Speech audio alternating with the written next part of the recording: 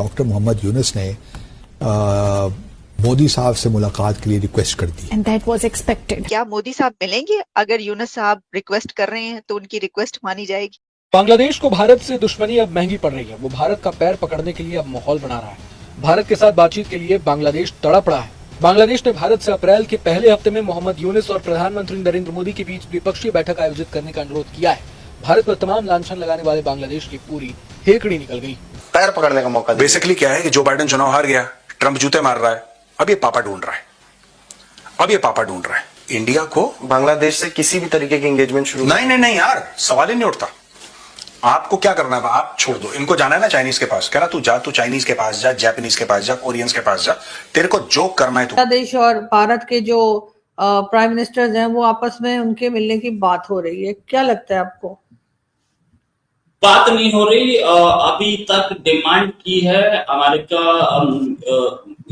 बांग्लादेश ने इंडिया से के दोनों की बातचीत हो। मोहम्मद यूनुस ये वही आदमी है जो एंटी इंडिया प्लान पर आए थे और इंडिया को गालियां दे रहे थे, और इनके लोग जो थे वो ये बोल रहे थे कि हम तो अंदर घुस जाएगी आर्मी हमारी और वो वेस्ट बंगाल ले लेगी, उड़ीसा ले लेगी, बिहार ले लेगी और पूरा नॉर्थ ईस्ट हम ले लेंगे। जी, बड़ी अहम बातें आपने की। आप याद कीजिए एक बात, भारत के समुंदर के पानियों से थोड़ा दूर एक मुल्क है अब मालदीव, वहां पे एक मुहिम चलाई थी सदर मोइजो ने, इंडिया आउट, बहुत बड़ी मुहिम। और इंडिया आउट उस कैंपेन पे, इलेक्शन कैंपेन पे वो जीत भी गए अपरेंट। वजह क्या है कि बांग्लादेश में 170 फैक्ट्रियों को शट डाउन कर दिया गया है। 40,000 से ज्यादा जो लोग हैं वो बेरोजगार हो चुके हैं। इस वक्त बांग्लादेश की सूरत हाल आउट ऑफ कंट्रोल हो चुकी है। इसी मुद्दे पे बात करेंगे आज की इस वीडियो में। तो बांग्लादेश, बांग्लादेश क्या हो गया वहाँ पे सर अब यूनुस के खिलाफ आवाजें उठनी शुरू हो चुकी हैं। बांग्लादेश में सर तो होना ही था। उनकी टेक्सटाइल इंडस्ट्री है, हाँ, उसका वो है सर, यूनुस पे आरोप लगाए हैं कि आपके कारण से जो बांग्लादेश की टेक्सटाइल। हेलो जय हिंद दोस्तों, एसपी न्यूज 91 में आपका स्वागत है दोस्तों। जैसे कि आपने क्लिप में देखा, एक बार पहले भी मोहम्मद यूनुस ने ऐसा ही किया था, जो कि बांग्लादेश का पीएम है।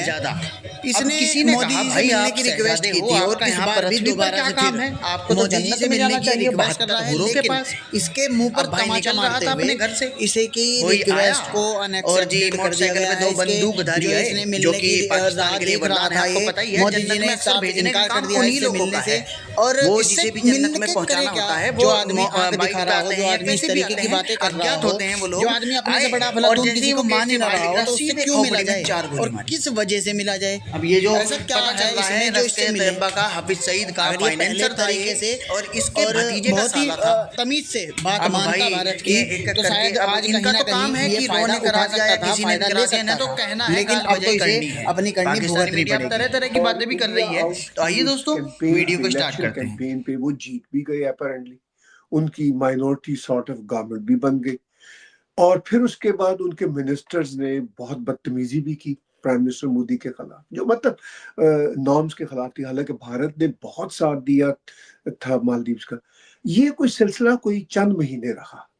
उसके बाद मोहम्मद मोइजो साहब दिल्ली आकर बैठ गए और प्राइम मिनिस्टर मोदी के चरणों में ही बैठे रहे। फिर कई उन्होंने ऊपर तले दौरे किए और वो इंडिया आउट वाउट का सारा जो था ना नारा वो निकल गया। उसमें उनका ये ख्याल था मोहम्मद मोइजो का कि हमें चीन से बड़ी सपोर्ट आएगी। तो वो चाइना भी गए जब उन्होंने भारत के खिलाफ सारे इंसल्टिंग रिमार्क्स लिए। और हालांकि वो छोटा सा देश है, उस छोटे से देश के प्रेसिडेंट का चीनी प्रेसिडेंट सदर जी ने स्वागत खुद किया था। ये बहुत बड़ी बात थी अपरेंटली, लेकिन बस स्वागत की हद तक ही रहा। चीन की शराइत बहुत होती है, उनको अपने देश गिरवी रखना आसान नहीं होता। पाकिस्तान ही देख लीजिए। तो यही सोचा था ये जो इस्लामिस्ट थे बांग्लादेश वाले, उन्होंने जब शेख हसीना के खिलाफ प्रोटेस्ट किए, वो खैर प्रोटेस्ट तो चलिए हम मान लेते हैं, कुछ ऑर्गेनिक थे कुछ इनऑर्गेनिक थे। उस वक्त की अमेरिकन रजीम जो थी प्रेसिडेंट बाइडेन की, ये भी कहा जाता है कि वो लोग भी उसमें इन्वॉल्व थे भारत को एक टफ टाइम देने के लिए। मैंने अभी मालदीव की जब मिसाल दी, तो मालदीव दूर है थोड़ा भारत से। अब बांग्लादेश तो ऑलमोस्ट 90%, अगर आप मैप पे देखिए 90% भारत के साथ घिरा हुआ है। बांग्लादेश का दूसरा जो एक कोना है वो छोटा सा, वो म्यांमार के साथ लगता है। मोस्टली भारत ही उसकी, वो भारत की बकायदा झोली में बैठा हुआ है, और भारत ने ही उसको पाकिस्तान से आजादी दिलवाई थी। तो मैं बहुत हैरान था कि इतने महीनों से, लास्ट अगस्त में ये वाकया हुआ था, शेख हसीना को वहां से मजबूरन जाना पड़ा। तो मेरा ये एक अजीबोगरीब ऑब्जर्वेशन था कि भाई ये कैसे मुमकिन है कि इस देश की गारमेंट इंडस्ट्री वो भारत की हेल्प से ही चल रही थी। उस देश की यानी बांग्लादेश की इकोनॉमी भी और सिक्योरिटी भी दोनों भारत की हेल्प से चल रही थी। देखिए ना, जैसे हम कनाडा वाले, हमारी जो हमारे बॉर्डर्स हैं वो अमेरिका के साथ जुड़े हुए हैं। प्रेसिडेंट ट्रंप जब हमें कहते हैं कि भाई हम आपकी सुरक्षा करते हैं, हम आपकी हिफाजत करते हैं, तो वो अपने बॉर्डर की अमेरिकन हिफाजत कर रहे हैं, हमारी खुद ब खुद हिफाजत हो रही है। यही मामला भारत और बांग्लादेश का था। और अब वहां पे एक कैसा खौफनाक नैरेटिव बनाया इस्लामिस्टों ने।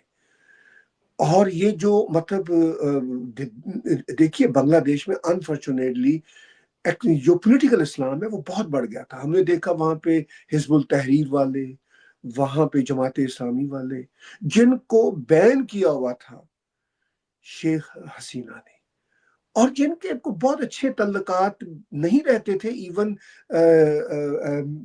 जो दूसरी है मिस क्या नाम है उनका, मैं उनका नाम भूल रहा हूँ एकदम से, मेरे जहन से खालिदा जिया, ठीक है।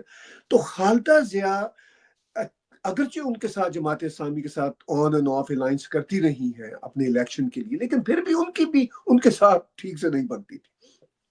अच्छा, यहाँ पे हम कोई तलवार हिजबुल तहरीर के खिलाफ या जमात इस्लामी के खिलाफ नहीं मैं चलाना चाह रहा।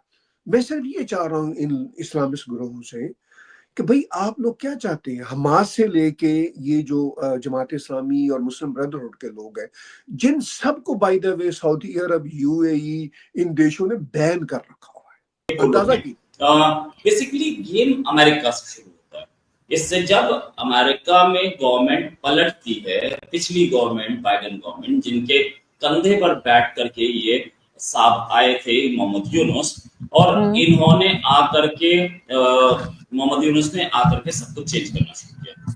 यहाँ तक कि टेक्स्ट हिस्ट्री की टेक्स्ट बुक्स चेंज की, सब कुछ चेंज किया। यहाँ तक कि इन्होंने कोशिश की कि मैडम जो हसीना है, उनके फादर मुजीबुर रहमान साहब का नाम हर जगह से हट जाए। इन्होंने ये कोशिश की कि मैं ही हर जगह देखूं इनके। उसके बाद वहां गवर्नमेंट पलटी और एक ऐसी गवर्नमेंट आई जिससे कोई फर्क नहीं पड़ता कि बांग्लादेश में कौन सी गवर्नमेंट है, क्योंकि उसके सामने ट्रंप को कुछ भी बोलिए, उसके टारगेट्स फिक्स्ड हैं। तो उस गवर्नमेंट के सामने टारगेट्स फिक्स्ड हैं। उसे पता है कि बांग्लादेश से मुझे कुछ नहीं चाहिए, उसे पता है कि मुझे किससे क्या चाहिए और मुझे कैसे इस काम को चलाना है। बांग्लादेश में उस ट्रंप गवर्नमेंट का इंटरेस्ट बहुत कम रह गया। प्रेस कॉन्फ्रेंस में उन्होंने बोला भी कि बांग्लादेश मैंने मोदी के ऊपर छोड़ा। और ये जो साहब है मोहम्मद यूनुस, इनके नीचे से जमीन खिसकती दिखी।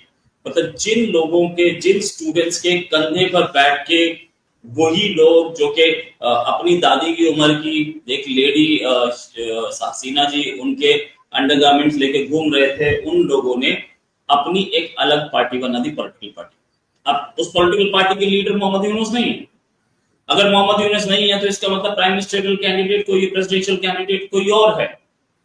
तो ये चीज कि प्राइम मिनिस्टर प्रेसिडेंशियल कैंडिडेट कोई और है, मोहम्मद यूनुस नहीं, तो मोहम्मद यूनुस को समझ में आया कि अब मैं गया, अमेरिका से भी ऑक्सीजन खत्म, स्टूडेंट से भी ऑक्सीजन खत्म, अब वो चाह रहे हैं कि कहीं सेटिंग हो जाए मोदी से। इसलिए बात की जा रही है। पिछले आप 6 महीने पहले आए थे, एक इंडिया की प्राइम मिनिस्टर, एक इंडिया बैंक प्राइम मिनिस्टर या इंडिया से अच्छे रिश्ते रखने वाली प्राइम मिनिस्टर, इंडिया के पाले में नहीं थी। वो इंडिया की बहुत अच्छी, जिसको बोलते दोस्त अच्छी थी, लेकिन ऐसा नहीं था कि वो इंडिया की एक जिसको बोलते इंडिया की एक आदमी बनके वहां बैठी थी। ऐसा नहीं था। वो चाइना के लिए भी उतनी अच्छी थी जितनी इंडिया के लिए। सच बात, हमारी दोस्ती अच्छी थी, लेकिन ये जो गवर्नमेंट पलटी गई उसके बाद हुआ क्या, चाइना की भी गवर्नमेंट पलटी, वो गवर्नमेंट पलटी थी तो उसमें चाइना का भी लॉस, इसमें कोई शक नहीं। इंडिया चाइना सेम पेज पे वहां दिखे, लेकिन उसके बाद उसके बाद ये हुआ, इन्होंने हिंदुओं पे अटैक किए, हर जगह अटैक किए। अब इन्हें समझ में आ रहा है कि मामला गड़बड़ा गया, तो ये अब बातचीत करना चाहते हैं। और बातचीत करके ये, जैसे कि मोइजू थे, मोइजू एंटी इंडिया प्लान पे आए थे, आज मोइजू इंडिया में ही बैठे रहते हैं आधे टाइम और इंडिया से ही पैसा मांगते हैं और इंडिया से अपना कंट्री चला रहे हैं। वैसे ही श्रीलंका का भी कुछ ऐसा ही हुआ था, दोनों के दोनों राष्ट्रपति ब्रदर्स गायब हो चुके हैं और उनकी जगह पे प्रो इंडिया गवर्नमेंट वहां बैठी है। तो कुछ ऐसा ये चाहते हैं कि इनकी सेटिंग हो जाए मोदी से,